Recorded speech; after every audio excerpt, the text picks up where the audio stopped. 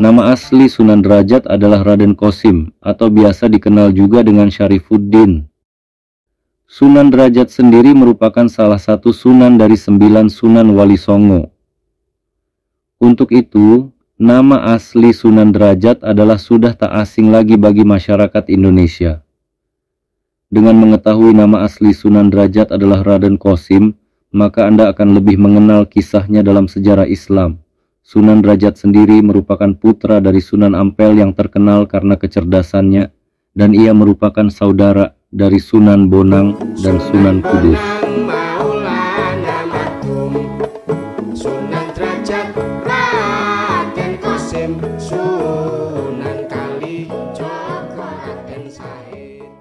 Dalam buku Sejarah Wali Songo 2019 oleh Zulham Farabi, nama asli Sunan Derajat adalah Raden Qasim atau biasa dikenal juga dengan Raden Syarifuddin.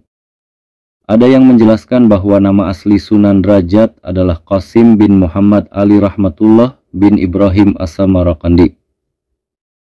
Di antara para wali, barangkali Sunan Derajat yang memiliki nama paling banyak.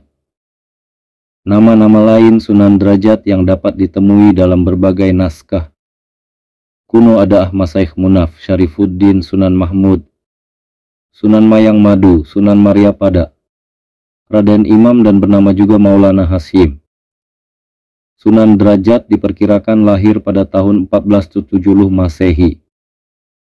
Beliau adalah putra dari Sunan Ampel yang terkenal karena kecerdasannya, dan ia merupakan saudara dari Sunan Bonang dan Sunan Kudus.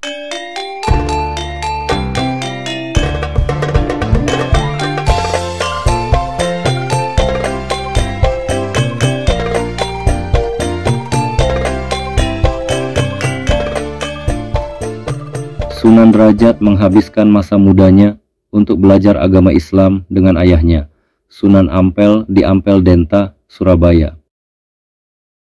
Sunan Derajat mempelajari agama Islam seperti halnya yang dilakukan Sunan Bonang. Sunan Derajat mendapatkan pengetahuan Islam bukan hanya dari ayahnya, namun juga dari muslim-muslim yang datang ke Pulau Jawa. Setelah menguasai ajaran Islam, ia menyebarkan agama Islam di Desa Derajat sebagai tanah perdikan di Kecamatan Paciran. Di sana ia mendirikan pesantren Dalam Duwur. Tempat ini diberikan oleh Kerajaan Demak. Ia diberi gelar Sunan Mayang Madu oleh Raden Patah pada tahun 1442 Saka atau 1520 Saka Masehi.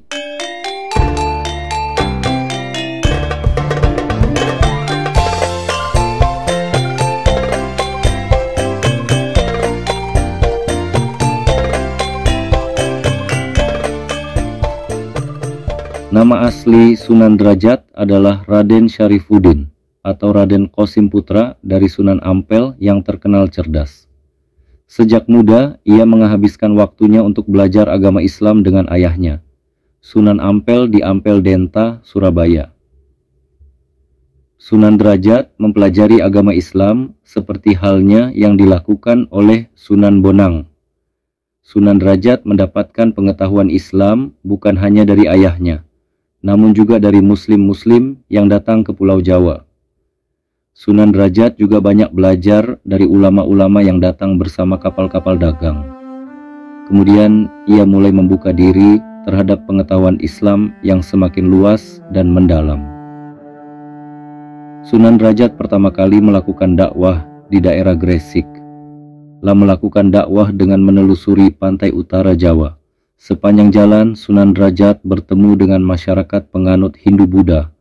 Ia melakukan dakwah secara langsung, tidak seperti Sunan Bonang yang menggunakan media dakwah yang berasal dari kesenian setempat. Sunan Derajat berdakwah sampai ke daerah Lamongan. Setelah itu, Sunan Derajat membangun pusat pembelajaran Islam, seperti pesantren yang diberi nama Santri Dalam Duwur di Paciran, Lamongan. Ia memberikan tempat bagi mereka yang tidak punya tempat tinggal dan bagi mereka anak yatim piatu.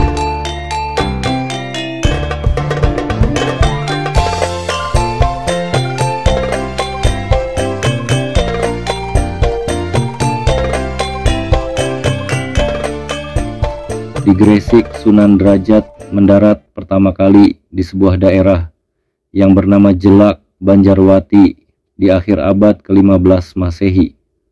Kemudian tinggal di Jelak dan membangun sebuah musala yang dijadikan sebagai tempat untuk ibadah. Bahkan tidak hanya untuk keperluan ibadah, musala tersebut juga digunakan untuk melakukan berbagai kegiatan seperti dakwah atau yang lainnya. Semakin banyaknya orang yang memeluk agama Islam, musala tersebut kemudian menjadi semacam pesantren yang dijadikan tempat untuk mendidik dan mengajarkan Islam kepada masyarakat. Desa tersebut kemudian semakin ramai, didatangi oleh orang-orang, bahkan yang dari luar Gresik. Mereka ingin belajar Islam kepada Sunan Derajat, terlebih setelah mendengar bahwa Sunan Derajat adalah saudara dari Sunan Bonang yang terkenal mahir menembang dan memainkan alat musik. Lama-kelamaan desa tersebut menjadi sebuah desa yang besar karena bertambahnya jumlah bangunan dan penghuni yang ada di sana. Nama desa tersebut pun berubah menjadi Banjaranyar.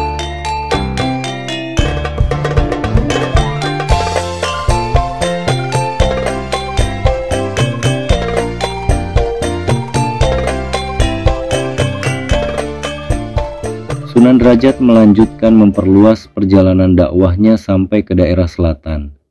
Ia meninggalkan pesisir pantai utara dan tiba di sebuah desa yang bernama Derajat.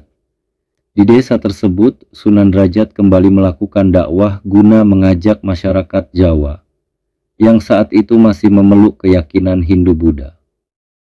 Sunan Derajat lalu bertolak menuju Lamongan karena kota Lamongan dianggap strategis untuk menjalankan penyebaran ajaran Islam.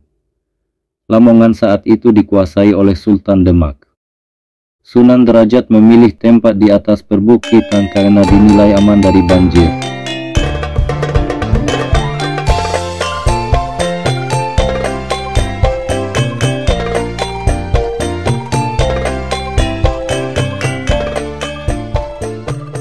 Bukit tersebut dinamai Dalem Duwur. Di dalam duwur tersebutlah Sunan Derajat mendirikan sebuah masjid. Masjid itu kemudian dijadikan sebagai tempat untuk melaksanakan segala ibadah dan sekaligus untuk melakukan dakwah ajaran Islam kepada murid-muridnya serta masyarakat yang baru saja memeluk agama Islam. Setelah lama berdakwah mengajarkan agama Islam, Sunan Derajat meninggal pada abad ke-16 M. Ia dimakamkan di Lamongan, Jawa Timur. Untuk peninggalan-peninggalannya seperti masjid dan barang-barang lainnya disimpan sebagai saksi sejarah muncul serta berkembangnya Islam di Jawa Timur, khususnya di kota Gresik dan kota Lamongan.